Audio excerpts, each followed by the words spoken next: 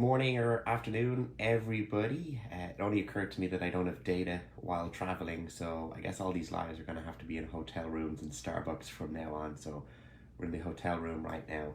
So moving on to our compassionate communication challenge day 2, we're going to talk about the first thing we can do to be a much more compassionate and involved listener. I remember a friend telling me that years and years ago, he was a super focused listener. He could hear a pin drop in the room and he could hear every single word people told him.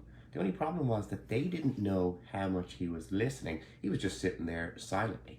And that leads us to the first point, is that the first thing we want to do when someone tells us something is to reflect back what we've heard. Now we can do this in one of two ways. We can parrot what we heard them say, or we can paraphrase it. And parroting is exactly repeating back the exact words you thought you heard. So it's like, oh, I heard you say 1, 2, 3. And paraphrasing is just putting it into your own language.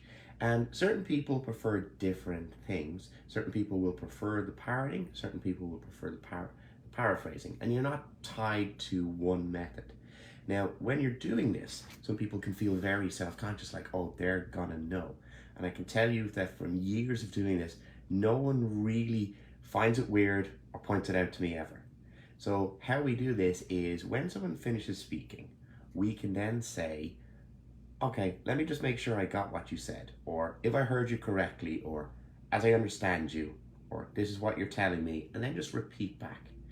If they interrupt, that's brilliant because they're excited that they know you're listening into them. If they correct you, that's good as well, because we can often think we've heard the exact thing. And then when they hear it back, it gives them a chance to correct it themselves. They might be like, oh, I didn't mean that. What I actually meant was this. And it gives us that chance to avoid miscommunications very early on in the process.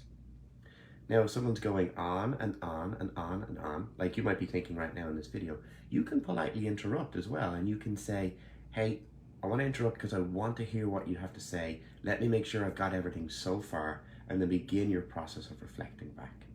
So for today, at least once, try and reflect back to someone what you heard them say in any situation, just to make sure what the message they sent was the message you heard. Let me know how you get on. Thank you.